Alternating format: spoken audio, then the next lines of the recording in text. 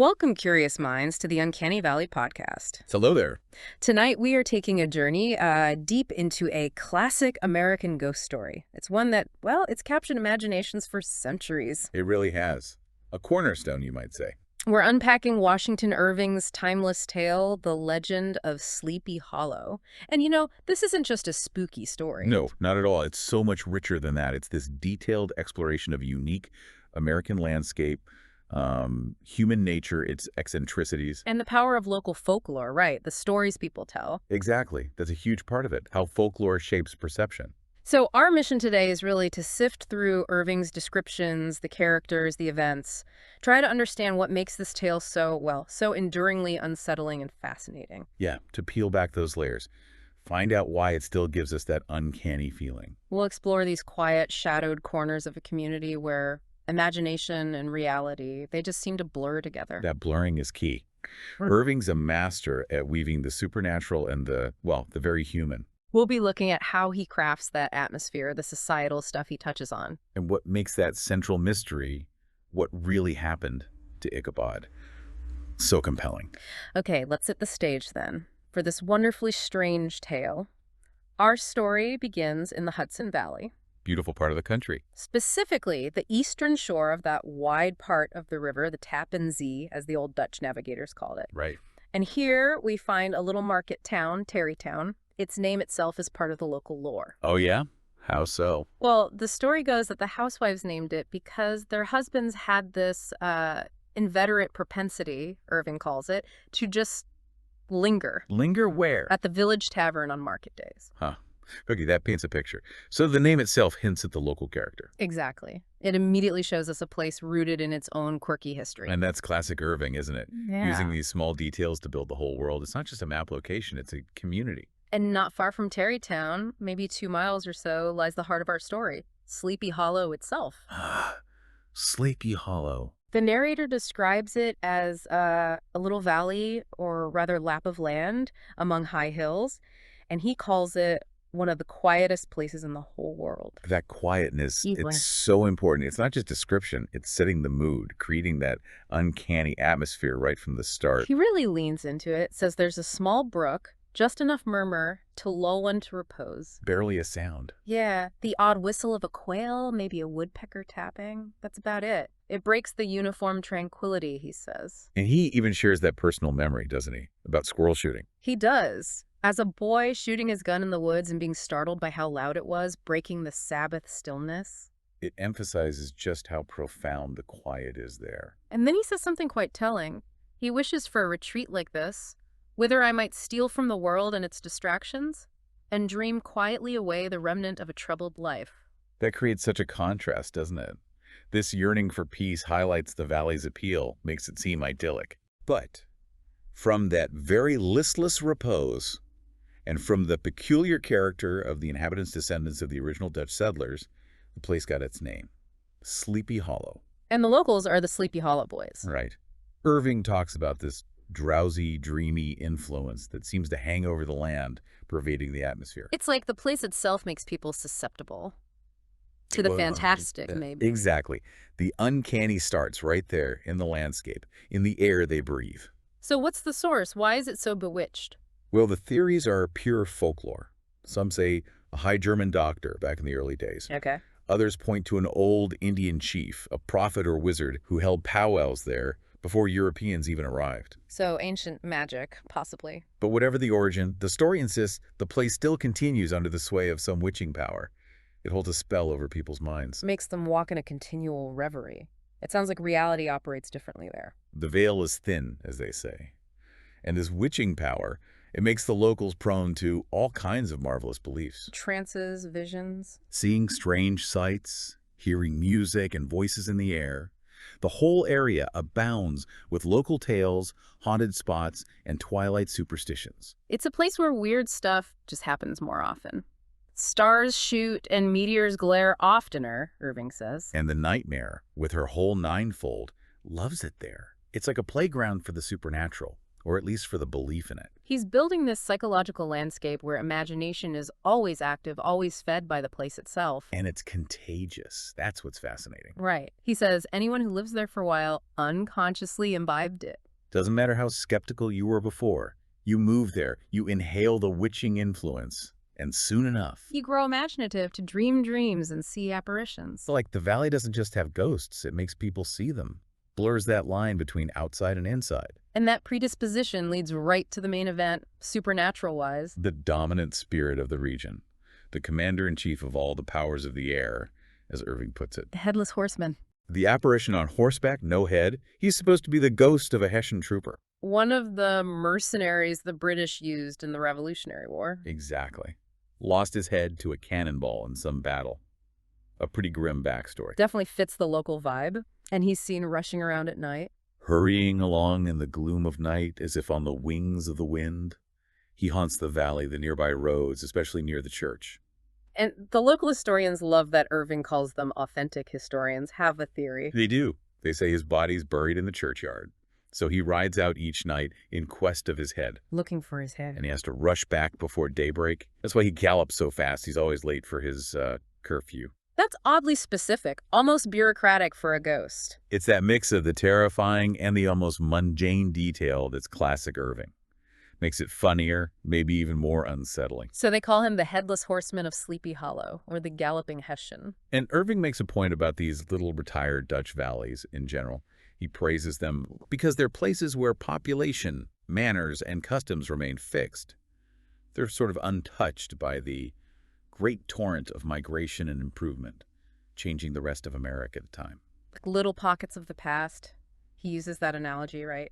About still water. Yeah, little nooks of still water, next to a fast stream, totally undisturbed. It's a commentary on holding on to tradition, including beliefs and superstitions. A place outside the mainstream, perfectly set up for a story like this. And into this perfectly preserved, superstition-filled place steps our main character, Ichabod Crane. Our worthy wight. He shows up in Sleepy Hollow some 30 years since, as the narrator puts it. His purpose? To teach the local kids. And he's an outsider, right, from Connecticut. Yes, Irving has a bit of fun with that, saying Connecticut supplies the Union with pioneers for the mind as well as for the forest, school teachers and woodmen. So a Yankee in a Dutch community, that's important. Very. And Irving immediately gives us this physical description that's just unforgettable and kind of crucial. The name Crane fits him, apparently. Oh, does it ever. He's tall, but exceedingly lank. Narrow shoulders, long arms and legs. Hands dangling a mile at his sleeves, feet like shovels. Shovels. And his whole frame is most loosely hung together. It's already funny. But then the head, small and flat at top. Huge ears, big green glassy eyes. And that long snipe nose. So it looks like a weathercock on his spindle neck. A weathercock, to tell which way the wind blew. Irving says if you saw him walking on a hill on a windy day, clothes flapping, you might mistake him for the genius of famine descending upon the earth, or some scarecrow eloped from a cornfield. Exactly. It's hilarious, but it also makes him seem inherently awkward, vulnerable, an outsider ripe for ridicule maybe. It kind of hints at his eventual fate. That scarecrow image, it connects to that perception versus reality thing too, doesn't it? He looks like something meant to scare, but he's the one who's easily scared. Good point. And his schoolhouse fits the rustic setting too. Low building of one large room, rudely constructed of logs, windows patched with old paper. And the security system. A bent twig in the door handle, stakes against the shutters. Irving jokes it's like an eel pot, easy to get in, hard to get out. Classic Irving humor again. And inside, sounds like controlled chaos. The low murmur of his pupils' voices, like the hum of a beehive. But interrupted by Ichabod's authoritative voice, threatening menace, or the appalling sound of the birch. Ah, yes. He believed in spare the rod and spoil the child. A conscientious man in that regard. His scholars were certainly not spoiled. Though he practiced discrimination, apparently easier on the small kids. But a double portion for any little tough, wrong-headed, broad-skirted Dutch urchin who gave him trouble. And he justified it as doing his duty by their parents, even told them they'd thank him later. Paints a picture of a guy who's awkward but also has this, like, practical cunning, a self-serving side. That cunning definitely comes out in how he survives outside school hours. He's a social chameleon. Hanging out with the older boys, walking the little ones home. Especially if they had pretty sisters or mothers known for good cooking. Because his salary was tiny and he was a huge feeder. Had the dilating powers of an anaconda, Irving says. That appetite isn't just for food, is it? It's for comfort, status. Which explains why he had to live this half-itinerant life, boarding with the families of his students, a week here, a week there. Moving around with all his stuff in a handkerchief. And he made himself useful. Helped with farm chores, hay, fences, horses, cows, chopping wood. He dropped the dominant dignity he had in the schoolroom and become wonderfully gentle and ingratiating. Petting kids, rocking cradles, whatever it took to stay comfortable. Well, it shows his adaptability, that Yankee ambition again. And there's more. He was also the singing master. Right. Taught psalmody for extra cash. Bright shillings. And he was apparently quite vain about it. Stood in the church gallery on Sundays, thinking he outshone the parson. His voice apparently resounded far above all the rest, with these peculiar quavers that supposedly came straight from his nose. It's another layer. Practical need mixed with performance and vanity. He's always trying to stand out. And being the schoolmaster made him important, especially in the female circle. Seen as sophisticated compared to the local guys. A gentleman-like personage, second only to the parson. His presence at tea parties meant extra cakes, and he charmed the country damsels. While the bashful country bumpkins just watched, envious. Irving's definitely poking fun there. He was also the local gossip monger, a traveling gazette welcomed everywhere. But here's the really crucial part. The women admired his learning because he'd read several books quite through. Including Cotton Mather's History of New England Witchcraft. Which he most firmly and potently believed. This is key. He's this odd mixture of small shrewdness and simple credulity. His appetite for the marvellous was huge, and living in Sleepy Hollow only increased it. He'd believe anything, basically. Especially those direful tales from Cotton Mather. And that connection to Mather is significant. It ties Ichabod to that whole history of Puritan superstition, the Salem witch trials. So Irving's tapping into this deep vein of American fear and belief. Absolutely. And it plays out in Ichabod's daily life, or rather, his nightly walks. After dark, every little sound spooked his excited imagination. The whippoorwill's moan, a tree toad's cry, an owl hooting. Birds rustling, fireflies, even a beetle bumping into him. He thought it was a witch's token. His only defense, singing psalm tunes really loudly, nasally. It shows his internal conflict, right? Supposed man of learning, terrified by superstition. And he actually enjoyed it in a weird way. He had this fearful pleasure spending winter evenings with the old Dutch wives. Listening to all their ghost stories, haunted fields, brooks, bridges, houses, and especially the Headless Horseman. But the irony. He'd turn around and tell them stories about witchcraft from Connecticut. And scare them with science, comets, shooting stars, the fact the world turns round and they were half the time topsy-turvy. It's brilliant satire, using his tiny bit of learning to scare others, just like he gets scared. But the narrator says these were just phantoms of the mind, terrors of the night. Daylight chased them away. He might have been okay if his path had not been crossed by a being that causes more perplexity to mortal man than ghosts, goblins, and the whole race of witches put together. And that was a woman. Katrina Van Tassel. The game changes. Now it's not just ghosts Ichabod has to worry about. Exactly. Katrina enters the picture. Daughter of a substantial Dutch farmer. Described as a blooming lass of fresh 18, plump as a partridge, ripe and melting and rosy-cheeked as one of her father's peaches. Quite the description. But she was famous for more than just beauty. Her vast expectations. Irving is very clear. She represents wealth, comfort, a prize. A very material prize for our ambitious schoolmaster. And she was also a little of a coquette. How so? Her dress, a mix of old and new fashions, designed to show off her charms, including a provocatively short petticoat to display her ankle. So she's not just a passive prize. She enjoys the attention, maybe plays the game a bit. Seems like it, which makes the dynamic more interesting. Yeah. And Ichabod, with his soft and foolish heart towards the sex, falls hard, especially after seeing her father's farm. Ah, the farm. Old Baltus Van Tassel, her father, is this picture of contentment. A thriving, contented, liberal-hearted farmer, happy with his hearty abundance. His farm is this green, sheltered, fertile nook on the Hudson, a symbol of that stable, prosperous Dutch life. And Irving gives us this incredible image of overflowing abundance. The vast barn that might have served for a church, just bursting with treasure. Pigs, geese, turkeys. It's like Dutch Eden, resident security tradition, but for Ichabod. It's an inventory, a path to riches. His ambition just ignites. He sees the meadows, the fields of grain, the orchards, and his heart yearned after the damsel who was to inherit these domains. And he immediately starts thinking about how to turn it all into cash. Liquidated. Invest in immense tracts of wild land and shingle palaces in the wilderness. He literally fantasizes about taking Katrina and kids off to Kentucky or Tennessee. He's the ultimate Yankee speculator, wanting to convert this old agrarian wealth into something new, risky, totally different from Baltus. And the inside of the house just fuels his dreams more. The gleaming pewter, the homespun fabrics, dried fruit, peppers. Then the parlor. Mahogany tables, claw-footed chairs, shiny andirons, fancy shells, even an ostrich egg, and immense treasures of old silver and well-mended china. It's sensory overload, designed to show Ichabod is just consumed by the idea of all this wealth. Irving says it plainly. From the moment Ichabod laid his eyes upon these regions of delight, the peace of his mind was at an end. His only goal now, win Katrina. But it wasn't going to be easy. He had rivals, lots of rustic admirers. And one particularly formidable one, Abraham Van Brunt, better known as the local hero, burly, roaring, roistering blade, broad-shouldered, double-jointed. Strong, tough, amazing on horseback, as dexterous as a Tartar. He's the archetype, right? Yeah. The physical, dominant, all-American folk hero type. Completely opposite to Ichabod. He's the guy everyone looks up to, wins all the races, settles all the disputes, always ready for either a fight or a frolic. But Irving notes he had more mischief than ill will.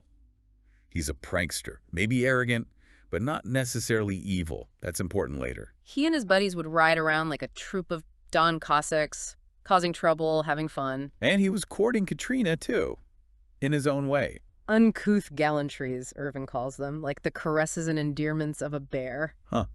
But Katrina didn't exactly shut him down, and when Brum was around, other suitors backed off, didn't want to cross a lion in his amours. If Brum's horse was tied up at the Van Tassels on Sunday night, everyone else knew to stay away. Sets up the classic love triangle, but with these really strong contrasts in personality and social standing. So how does Ichabod, the scarecrow, compete with Brum, the lion? Strategy.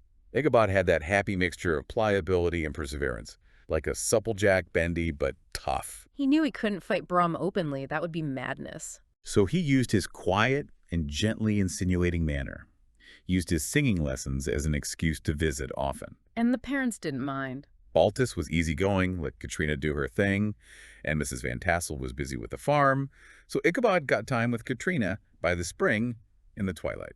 Using his supposed charm and intellect to get around Brum's physical dominance. And apparently it started working. Because Brahm's horse wasn't seen there as often, a deadly feud started brewing between him and Ichabod.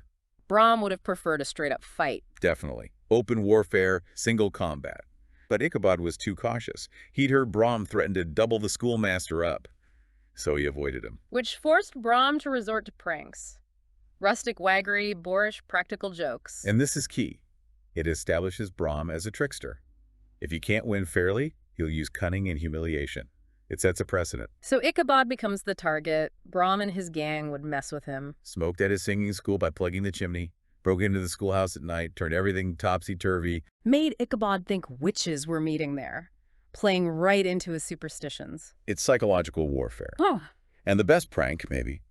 Brum trained a dog to whine ridiculously. And introduced it as Ichabod's rival singing teacher for Katrina. Hilarious. Yeah. And totally passive-aggressive. Shows Brum's cleverness and how well he understood Ichabod's weak spots. So this goes on for a while. Then, one autumn afternoon, Ichabod's in his schoolroom, Minding his own business. when a messenger arrives on a ragged, wild, half-broken colt, clatters right up to the door. Delivers an invitation to a merrymaking or quilting frolic at Van Tassel's that very evening. This is the spark, right? The thing that sets the climax in motion. Absolutely. And the schoolroom immediately explodes into chaos. Lessons rushed, books thrown, ink spilled, benches overturned. School let out an hour early. Kids bursting out like a legion of young imps, yelping with joy. Ichabod's focus immediately shifts. Duty forgotten, desire takes over. And he spends an extra half hour at his toilet, brushing his one suit of rusty black, fixing his hair in a broken mirror. Wants to look good, so he borrows a horse from Hans van Ripper,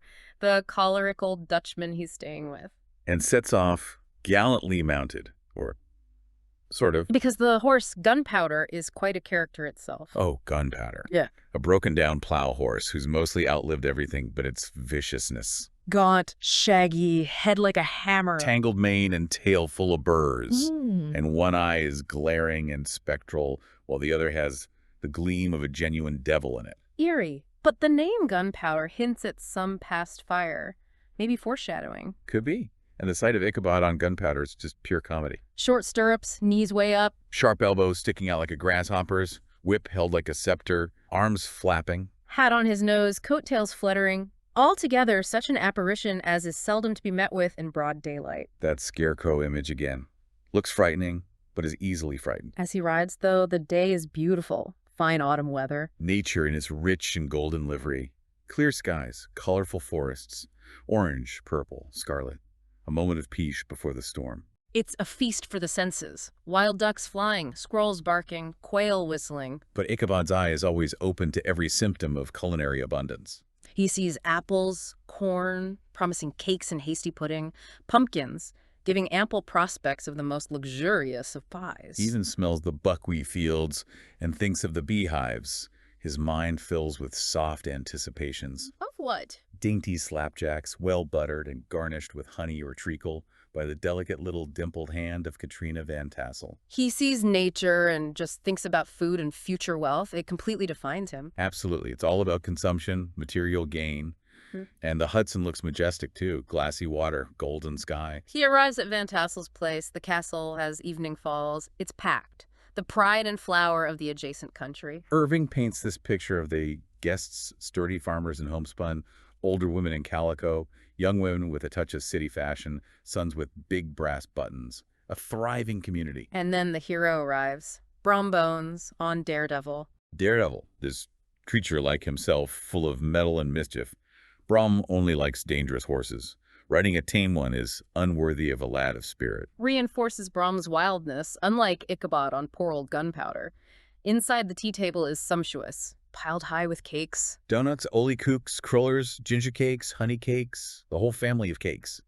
Plus pies, ham, beef, preserved fruit, fish, chicken. Milk and cream. Ichabod, the huge feeder, digs in, does ample justice to every dainty. Again, the food represents the life he wants. His spirits soar. He starts chuckling, thinking he might soon be lord of all this scene. Even imagines snubbing his old patrons, kicking out other teachers. It shows his ambition isn't just about comfort, it's about power, looking down on his former life. Meanwhile, Baltus Van Tassel is just beaming, happy, hospitable. And the dance. An old musician playing a battered instrument. In Ichabod, proud of his dancing, goes for it. His loosely hung frame in full motion, clattering around like St. Vitus himself. It's another awkward comical scene, highlighting his vanity. And Katrina is his partner, smiling at his amorous oglings. But in the corner, Brom Bones, sorely smitten with love and jealousy, sat brooding by himself. the tension is palpable under the surface. After the dancing, Ichabod joins the older men on the piazza, smoking, talking about old times, the war. This area saw action during the Revolution, so it's rich in chronicle and great men. Leads to some embellished war.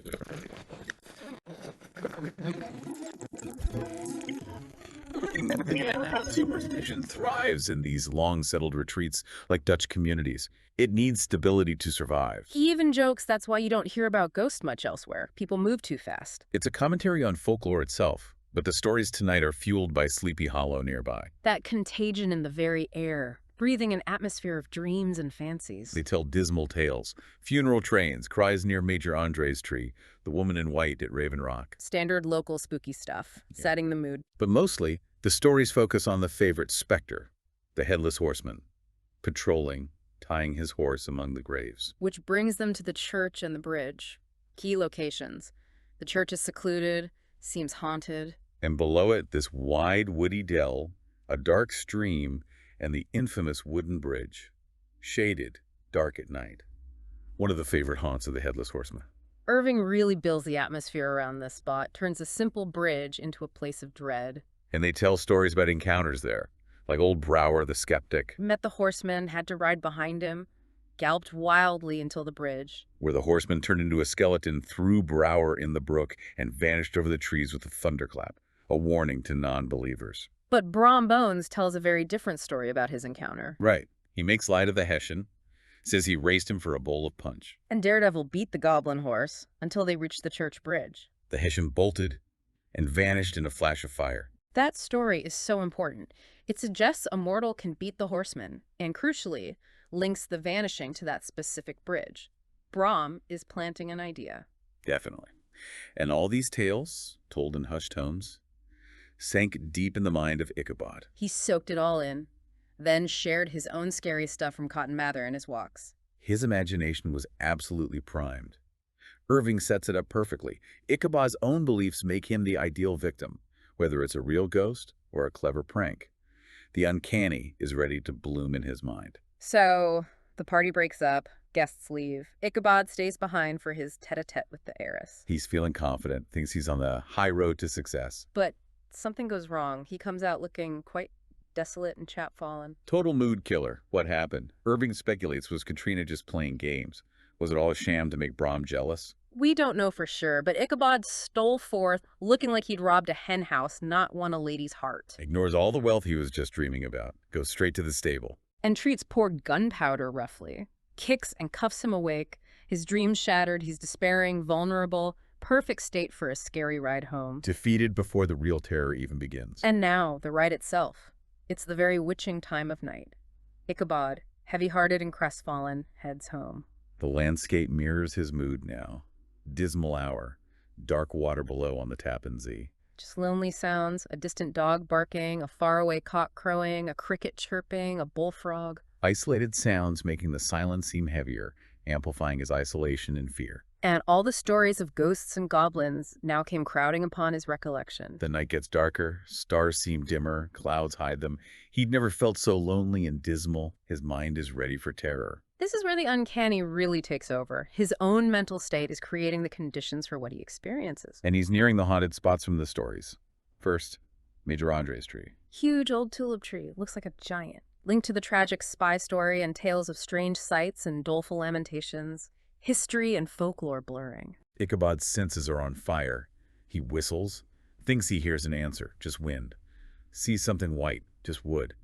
Hears a groan, just branches rubbing. His own mind is playing tricks on him, turning nothing into something scary. He gets past the tree, but new perils lay before him. Wiley's Swamp Ridge, about 200 yards further. A brook, a marshy wooded glen. Rough logs for a bridge, oaks and chestnuts making it dark, cavernous gloom. This was where Andre was captured, another haunted spot. It's like the haunted landmarks are escalating, building the dread. Approaching the stream, his heart began to thump. He tries to be brave, kicks Gunpowder to charge across. But Gunpowder, being Gunpowder, goes sideways into the fence, then into brambles. Yeah. Stubborn horse undermining his courage. Ichabod's getting frantic now, whipping and kicking. The delay just makes his fear worse. And then Gunpowder stops dead, just by the bridge, nearly throws Ichabod off. And at that exact moment, a plashy tramp by the side of the bridge caught the sensitive ear of Ichabod. He looks into the dark shadows, sees something huge, misshapen and towering, not moving, just looming there, like some gigantic monster ready to spring. Is it real? Or just his fear shaping the shadows? That ambiguity is chilling. Ichabod's terrified, hair standing on end. Too late to run. He stammers, "Who are you?" No answer. Tries again, nothing. So he kicks Gunpowder, shuts his eyes, and starts singing a psalm tune. Desperate measures. Just then, the shadow moves. With a scramble and a bound, it's suddenly in the middle of the road. The unknown becomes real. He has to face it. It's a horseman of large dimensions on a big black horse, doesn't attack, just stays near, jogging along on the blind side of old Gunpowder. Ichabod doesn't like this creepy companion. Tries to speed up. The stranger matches his pace. Tries to slow down. The stranger slows down too. Silent. Relentless. Terrifying. Ichabod's heart sinks. He tries to sing again, but his mouth is too dry. Parched tongue clove to the roof of his mouth. The silence is mysterious and appalling. Until they reach a rising ground. The figure is silhouetted against the sky, gigantic in height and muffled in a cloak. And Ichabod sees it. He's horror-struck on perceiving that he was headless. Oh, God. But wait, it gets worse. His horror increases when he sees that the head was carried before him on the pommel of his saddle. No, that's the ultimate nightmare image, pure horror. Ichabod's terror becomes desperation. Kicks and blows rain down on gunpowder.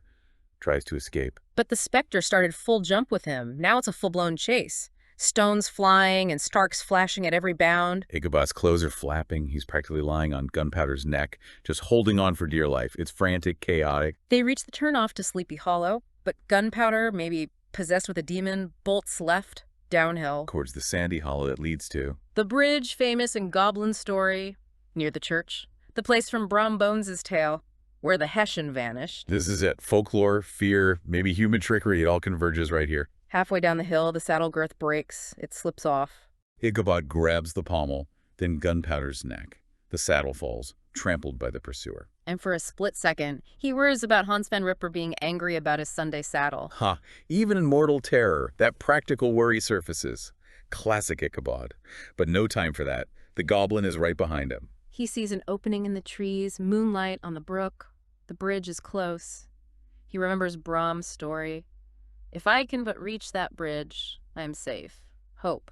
He hears the black horse panting right behind him. Fancies he feels its hot breath. Kicks Gunpowder one last time. The horse springs onto the bridge, thunders across the planks, makes it to the other side. Ichabod dares to look back, expecting the horseman to vanish in fire, just like Brom said. No, instead, the goblin rises in his stirrups. He's hurling his head at him. Ichabod tries to dodge. Too late. It hits his head with a tremendous crash. He's tumbled headlong into the dust, and Gunpowder, the black horse, and the goblin rider sweep past like a whirlwind. And that's the climax, a seemingly supernatural attack. But was that really a head? Or something else? The next morning, things are calmer. Gunpowder is found at his master's gate.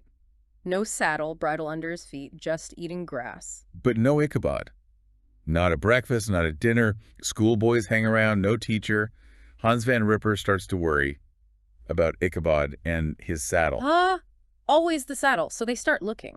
Find the trampled saddle on the road near the church. See the horse tracks, deeply dented, showing furious speed up to the bridge. And then by the brook, the hat of the unfortunate Ichabod, and close beside it, a shattered pumpkin. The pumpkin. Yeah. That's the crucial clue. Points maybe to the supernatural, or maybe to a very earthly prank.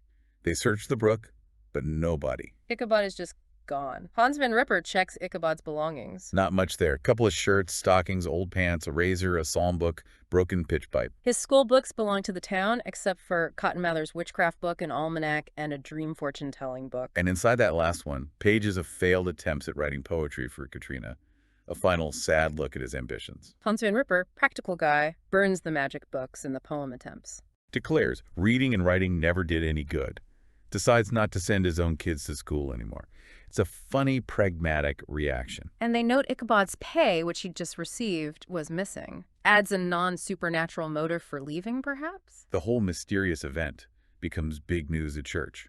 People gather, gossip, look at the bridge, the pumpkin spot. They remember the stories of Brower and Brom Bones and the consensus. They shook their heads and came to the conclusion that Ichabod had been carried off by the galloping Hessian. Since he was single, owed no money. People just stop thinking about him. School moves on. The community easily accepts the ghost story. But there's another story, an alternative account. Years later, an old farmer visits New York City and hears Ichabod Crane is still alive. Apparently he left Sleepy Hollow partly from fear of the goblin and Hans Van Ripper's anger over the saddle. And partly from embarrassment at being rejected by Katrina. So he moved away, taught school elsewhere, studied law, became a lawyer. Turned politician, electioneered, wrote for newspapers, and ended up a justice in a small claims court. Quite the turnaround. Shows that Yankee adaptability again. He turned humiliation into success. And this is where Brombones' reaction becomes really telling. He married Katrina soon after Ichabod vanished. Took her in triumph to the altar. And whenever Ichabod's story was told, Brom looked exceedingly knowing. And he always burst into a hearty laugh at the mention of the pumpkin. That's the big wink, isn't it? The laugh, the knowing look, the pumpkin strongly suggests he was behind it all. A brilliant prank playing on Ichabod's fears. It really points that way. And this is where the story lives, in that ambiguity, the uncanny valley of the tale. The old country wives, the supposed experts, still insist Ichabod was spirited away by supernatural means. The story lives on as folklore. The bridge becomes even more feared. They even reroute the road eventually. The old schoolhouse decays, becomes haunted by Ichabod's ghost, supposedly. You can still hear his psalm tune. The legend endures because you can't be completely sure. Was it a ghost? Was it Brahm? That uncertainty is unsettling. And Irving adds that final layer with the postscript from Diedrich Knickerbocker. Right, the fictional historian who supposedly found the manuscript. He says he heard the story at a meeting in old New York City. From this pleasant, shabby, gentlemanly old fellow, who seemed poor because he tried so hard to be entertaining, a commentary on storytelling itself. Most of the audience laughed, approved, even the ones who'd been sleeping. But there was one guy, tall, dry-looking old gentleman with beetling eyebrows, very serious, skeptical, a wary man. The rationalist, he doesn't laugh. And after the story, he demands to know what was the moral and what it went to prove. Needs a clear point. The storyteller pauses, looks at him respectfully, and then gives 3 satirical morals with a triumphant leer. 1. Life has pleasures if you can just take a joke. Yeah. 2. Racing goblin troopers is rough. 3. Therefore, getting rejected by a Dutch heiress makes a schoolmaster successful in politics. It's brilliant. Perfectly sums up the humor, the fate, the ambition, while dodging the main question. The skeptical guy is totally confused by the logic. The storyteller just eyes him. Finally, the skeptic says the story's a bit much. He has doubts. And the storyteller's final killer line. Faith, sir. As to that matter, I don't believe one half of it myself. Boom. The ultimate ambiguity. The storyteller himself backs away from certainty, leaving us right there in that uncanny space between belief and doubt. And that really is the genius of it, isn't it? We've gone through Sleepy Hollow's eerie quiet, Ichabod's hopes and terrors, the mystery. And the story leaves you, the listener, right there. Was it the horseman, a real ghost embodying the valley's spell? Or was it Brombones, a clever, maybe cruel, but very human prank using a pumpkin and Ichabod's own fear against him? Perhaps that true uncanny valley in this story's context is exactly that space, between the folklore we believe, the fears that grip us, and the human dramas, jealousy, rivalry, ambition playing out underneath. It's this amazing blend. Folklore, psychology, human nature, the power of suggestion, all shaping reality or our perception of it. And sometimes the rational explanation, the pumpkin, feels almost as unsettling as the ghost story itself. The truth might be hiding, like the horseman, or maybe it was never meant to be fully caught. Thank you for joining us on the Uncanny Valley podcast.